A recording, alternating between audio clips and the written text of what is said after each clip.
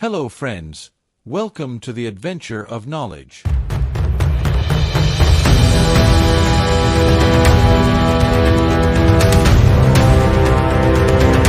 Today, we'll talk about Swami Vivekananda, the sage who brought the wisdom of India to the world and ignited hearts with his message of unity. We'll start with a powerful story, and then continue with his biography, principles, and doctrine. Hello friends. Today I want to share an inspiring story based on the teachings of Swami Vivekananda, one of India's greatest spiritual masters. In a small town lived a young man named Luis Jose, who always felt dissatisfied with his life. Despite having a loving family and a stable job, she constantly compared herself to others and felt like she wasn't enough. His days were filled with sadness and frustration, wondering why he couldn't achieve the happiness he so longed for. One afternoon, while walking dejectedly through the park, he met a wise old man who radiated extraordinary peace and serenity. The old man, noticing the distress on Luis Jose's face, invited him to sit next to him on a bench. "I see you carry a great weight on your heart," the old man said with a warm smile. "You know, you remind me of a teaching by Swami Vivekananda that changed my life." Luis Jose, intrigued, paid attention to the old man's words. Vivekananda taught us that every soul is potentially divine. The goal is to manifest that divinity that is already within us. Do you know what that means, Luis Jose? It means you're already complete. You're already perfect. You just need to discover it. The old man continued to share Vivekananda's wisdom. We spend our lives looking for happiness outside, comparing ourselves with others when the true source of joy is within us. As Vivekananda said, the greatest religion is to grow spiritually by helping others to grow. Luis Jose listened attentively as the old man explained how Vivekananda taught that service to humanity is the best way to serve God. Every time you help someone, every time you offer a genuine smile, every time you share what you have, you are manifesting your inner divinity. In the following days, Luis Jose began to put these teachings into practice. He began volunteering at a soup kitchen. Surprisingly, the more he focused on helping others, the less he thought about his own worries. The joy he saw on the faces of the people he helped became his own happiness. Little by little, Luis Jose began to understand another profound teaching of Vivekananda. Get up, wake up, and don't stop until you reach the goal. He understood that the goal was not to accumulate material wealth or achieve social recognition, but to awaken to his true divine nature through service and unconditional love. Over time, Luis Jose's transformation was remarkable. His face, once marked by worry, now reflected an inner peace that others could perceive. His co-workers noticed the change and began seeking his advice. His family marveled at how he had blossomed into a more understanding and loving person. One day, while serving food in the community dining room, Luis Jose met the wise old man again. With tears of gratitude in her eyes, she thanked him for sharing Vivekananda's teachings that had transformed her life. The old man smiled and reminded him of another fundamental teaching. As Vivekananda said, if you have faith in the 330 million gods and still no faith in yourself, there is no religion in you. Your transformation, Luis Jose, came when you began to believe in your own inner divinity and manifested it through service to others. This story reminds us that true happiness is not found in comparing ourselves to others or in the pursuit of external achievements, but in discovering and manifesting our own inner divinity through selfless service. As Swami Vivekananda taught us, each of us has the potential to be a light in this world. We just need to wake up to this truth and live from that understanding. The journey can begin with a simple act of kindness, a sincere smile, or a moment of selfless service. Friends, I hope this story has touched your hearts and inspired you to explore the profound teachings of Swami Vivekananda. Remember, the divinity you seek is already within you. You only need to manifest it through love and service to others. If you'd like to help us grow and improve, we'll leave the link in the description. Swami Vivekananda.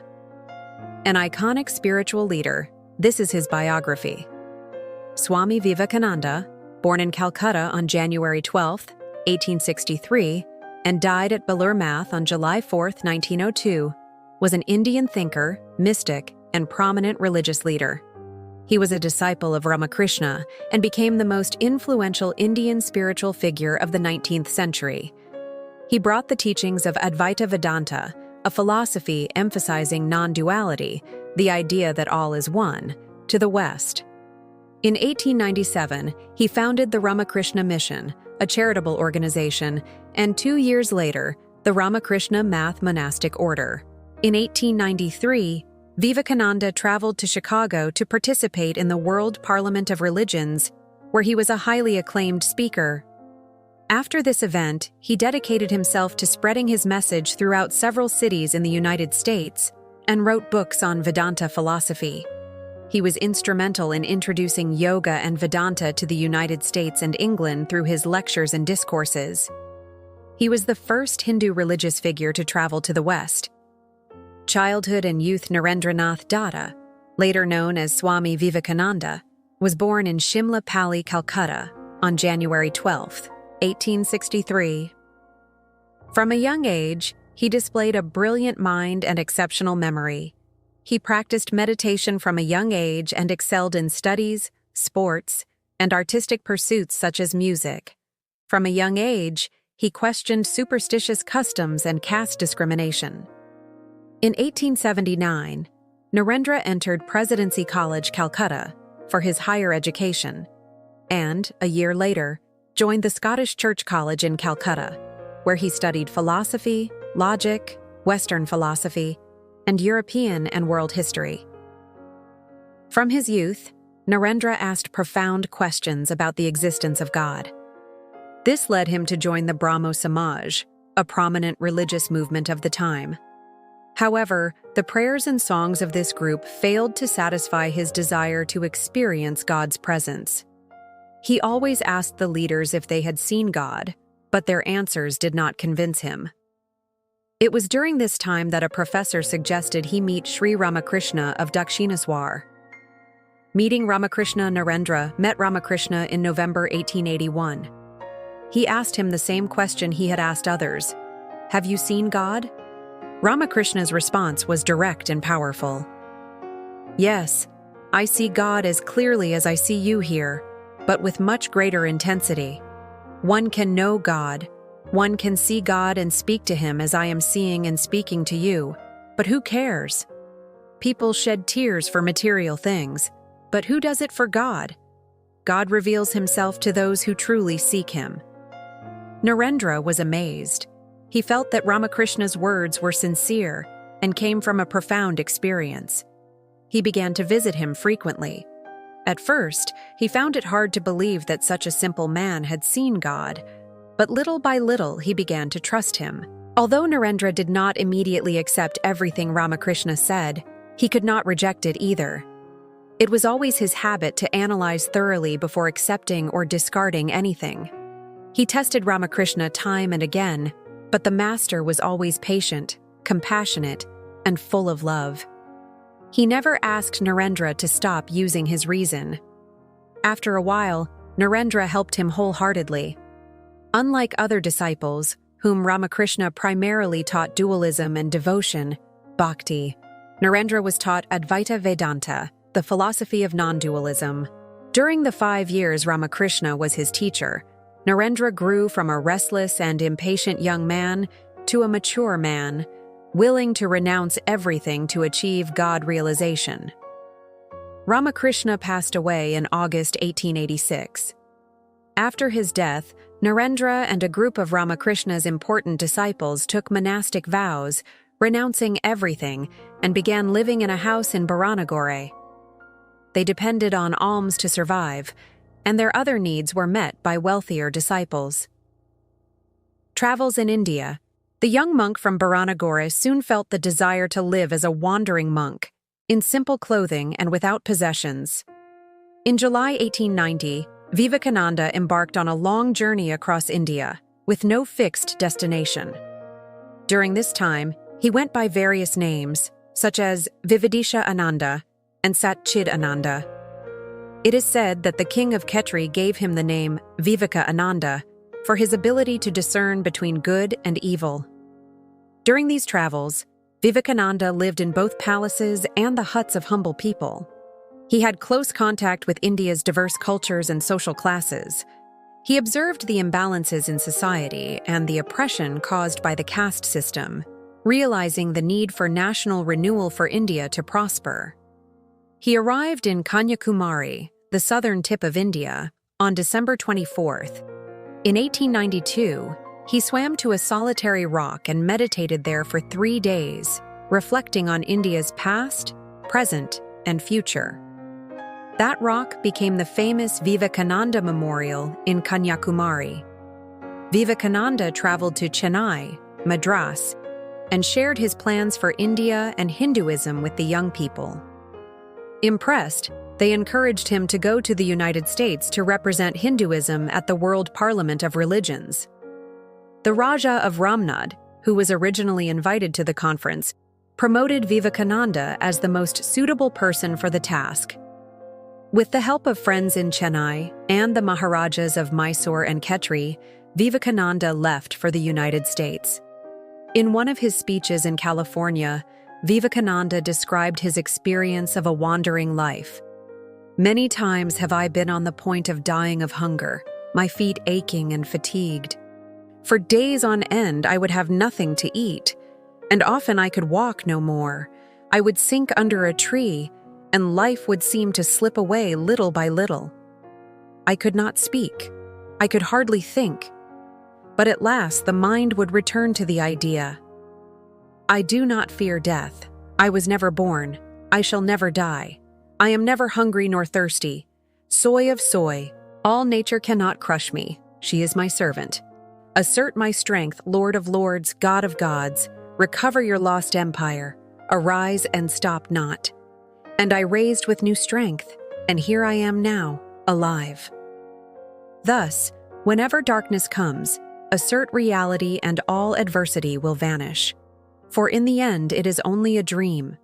Even if difficulties seem as great as mountains, and even if things seem terrible and dark, they are only Maya, illusion. Have no fear, and they will disappear. Crush them, and they evaporate. Trample them, and they die. In the West, J.H. Wright, professor of Greek at Harvard University, encouraged Vivekânanda to represent Hinduism at the World Parliament of Religions in Chicago in 1893. When the Swami hesitated because he lacked credentials, the professor replied, "Asking you for credentials, Swami, is like asking the sun about its right to shine."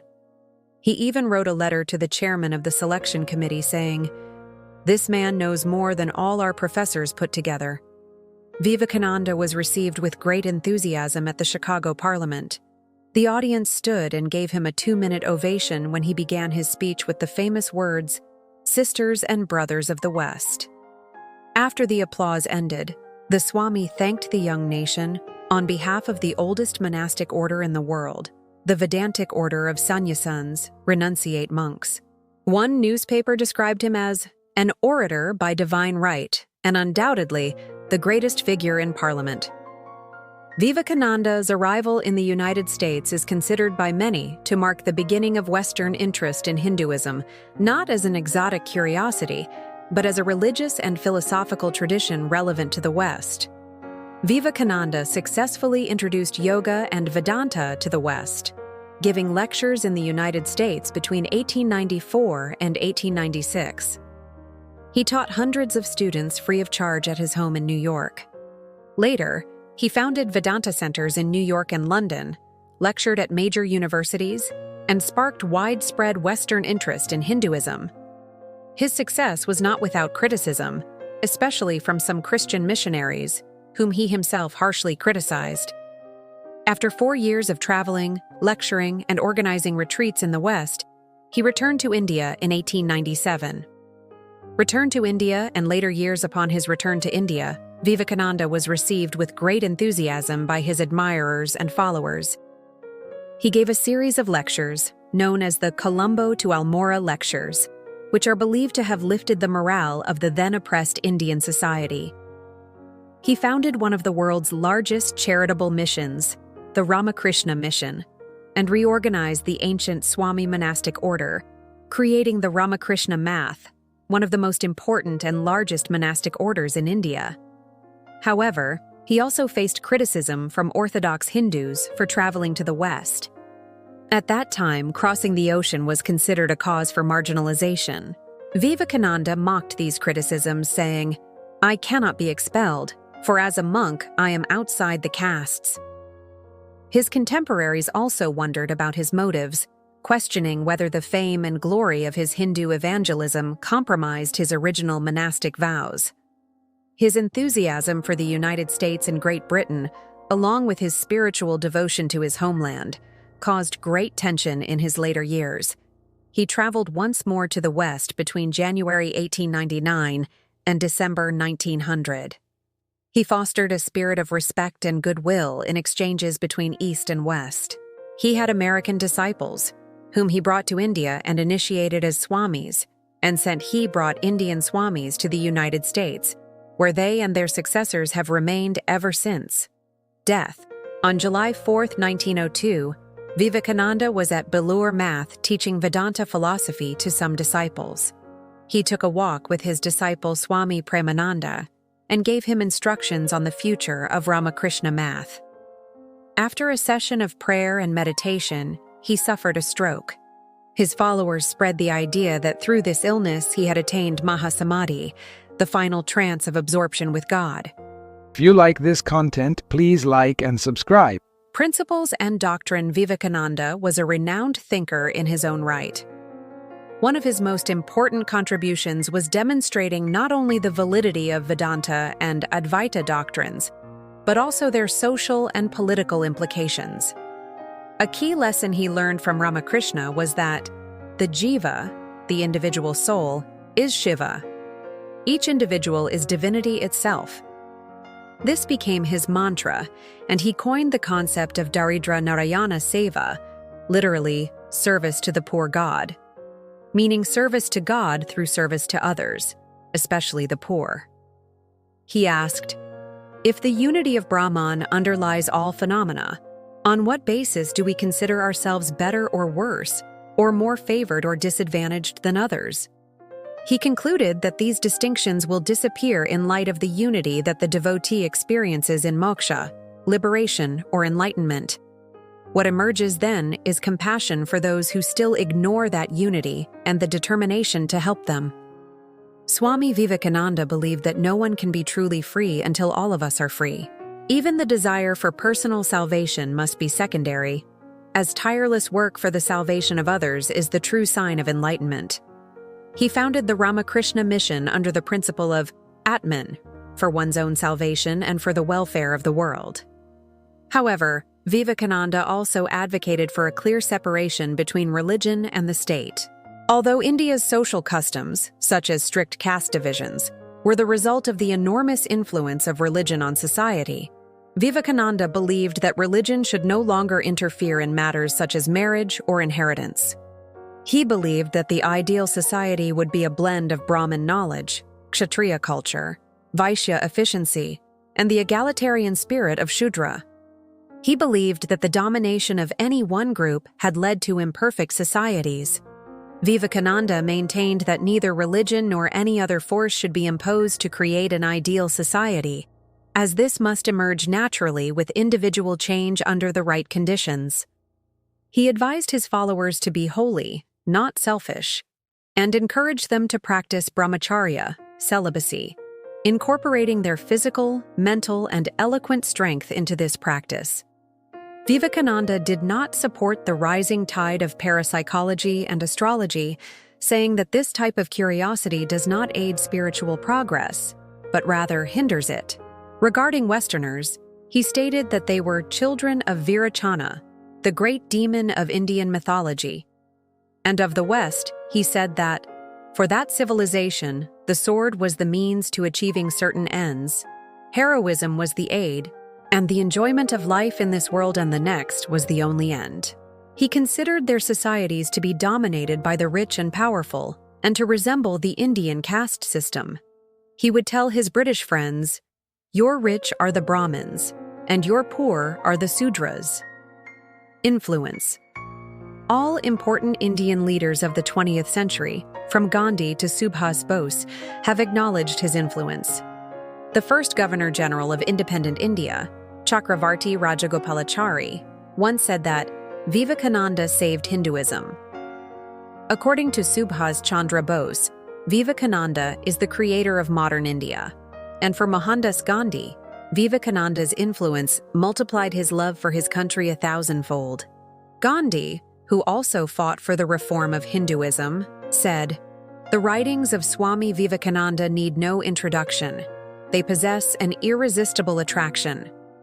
Many years after his death, Rabindranath Tagore remarked, "If you want to know India, learn from Vivekananda. In him, everything is positive and nothing is negative." India's National Youth Day is celebrated in his memory on January 12th, his birthday. Swami Vivekananda is generally recognized as the inspiration for the Indian independence movement.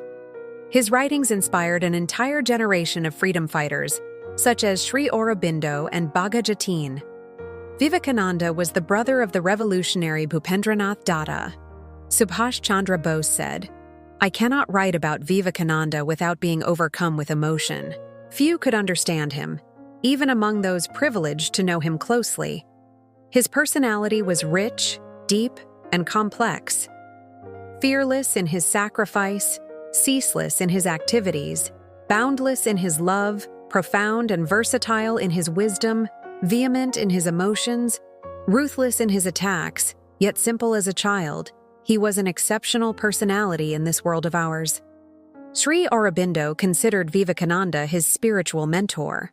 He also inspired Jamshedji Tata to found the Indian Institute of Science. The European physicist Nikola Tesla was also influenced by his teachings. Vivekananda. He especially contributed to the restoration of national pride among Hindus by presenting the ancient teachings of India in their purest form to a Western audience, without the negative propaganda spread by British colonial administrators and Christian missionaries. His stay in the West paved the way for other Indian teachers to leave their mark on the world, marking the entry of Hindus and their religious traditions into the Western world. Vivekananda's ideas have had a great influence on Indian youth. In many institutes, students meet to discuss his spiritual ideas and practice his principles. Many of these organizations have been called the Vivekananda Study Circle. His teachings have spread and are practiced in institutions around the world. Work Vivekananda left behind important philosophical works. His books, compiled from his lectures around the world on the 4 varieties of yoga, Raja Yoga, Karma Yoga, Bhakti Yoga, and Jnana Yoga, are highly influential texts and considered essential for anyone interested in the practice of yoga. His letters also have great literary and spiritual value. He considered himself a singer and poet and composed several songs, including his favorite, Mother Kali. He used humor in his teachings and was also an excellent cook. His language flowed very naturally, and his writings in Bengali demonstrate his belief that the word, whether spoken or written, should serve to facilitate understanding, rather than to display the knowledge of the speaker or writer. If you'd like to help us grow and improve, we'll leave the link in the description. Finally, we present you with a gem, his speeches, which had a global impact. We must study and learn more about Hindu wisdom and spirituality. Para los que os interés profundos hermanos. La recopilación más completa de sus obras se encuentra en las obras completas de Swami Vivekananda. Although it is difficult to have an exhaustive list of all the exact speeches Swami Vivekananda gave at the World Parliament of Religions in Chicago in 1893, as some may have been brief interventions or adaptations at the time and not all were transcribed in the same way, we do have a record of the most important and formally documented speeches he gave after his famous welcome address. Here are the texts of those well-known and significant speeches, which complement the welcoming speech. Swami Vivekananda's Welcome Address at the World Parliament of Religions, Chicago, September 11, 1893. Sisters and brothers of America, my heart is filled with inexpressible joy as I rise in response to the warm and cordial welcome you have given us. I thank you on behalf of the oldest monastic order in the world. I thank you on behalf of the Mother of Religions.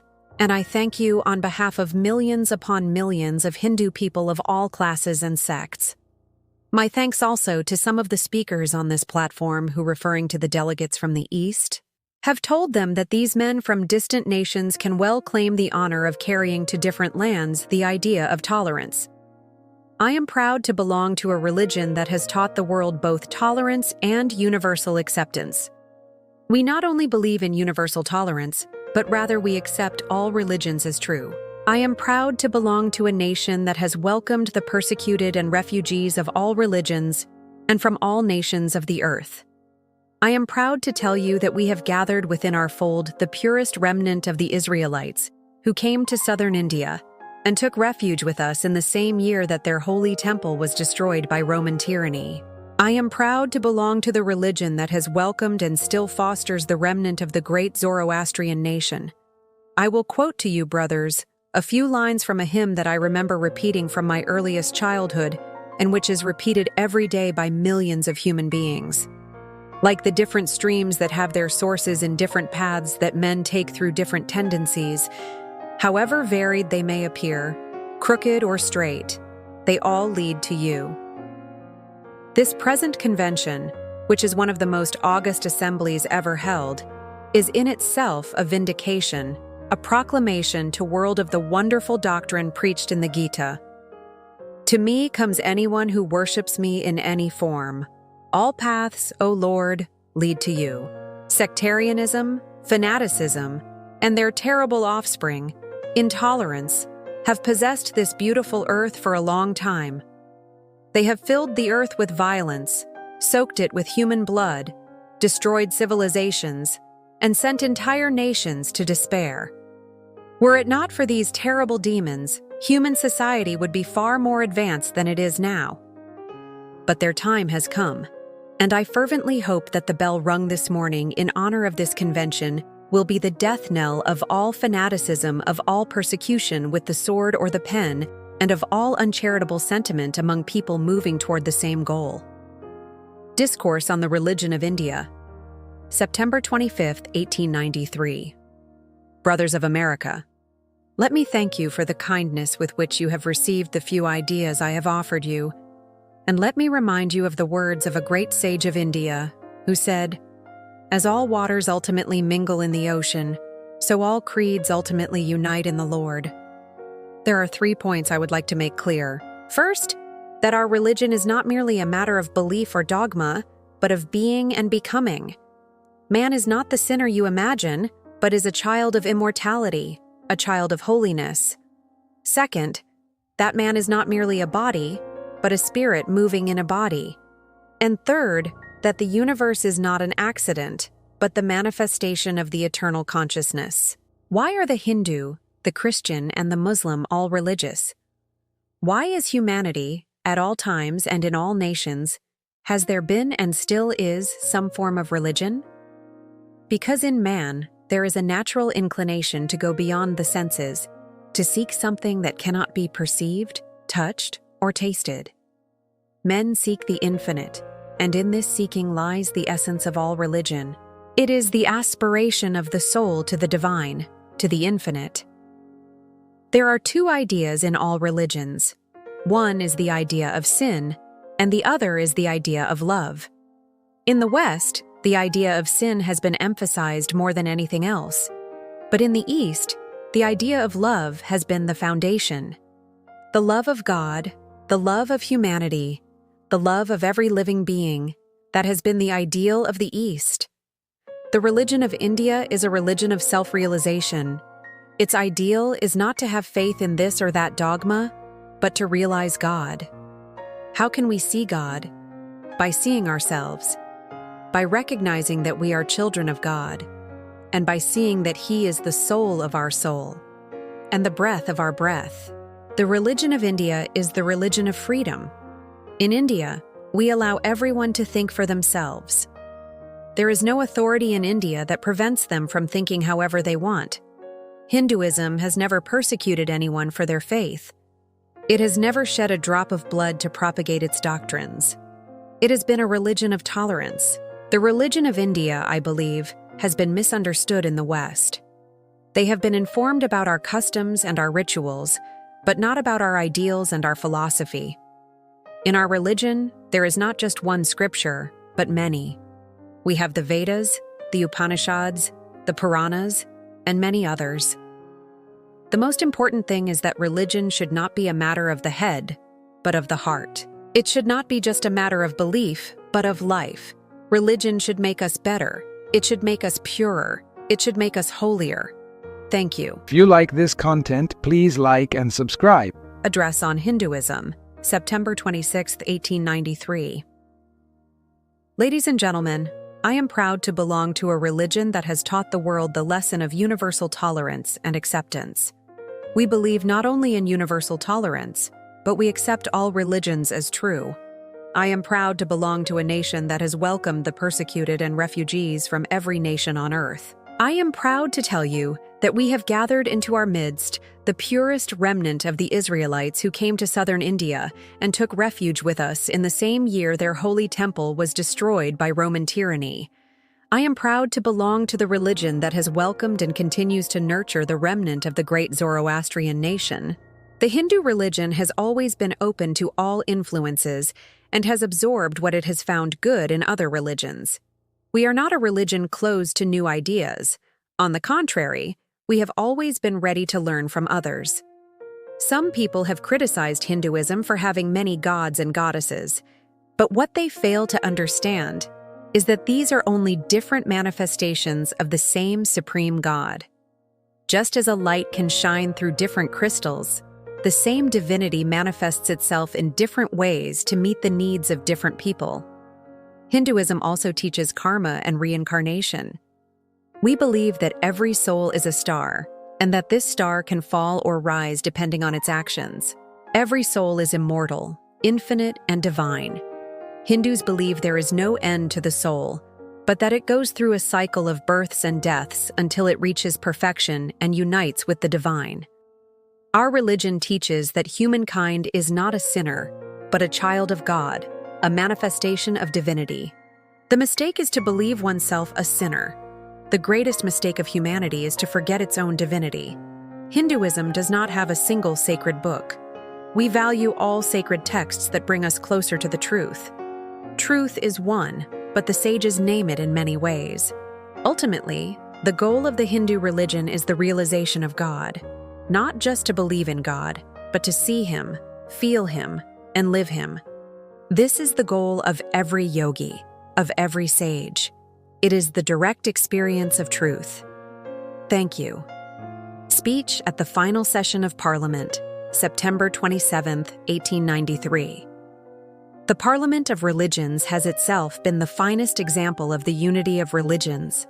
If anyone had predicted 5 years ago that such an assembly of the world's religions would be possible, they would have been considered a visionary.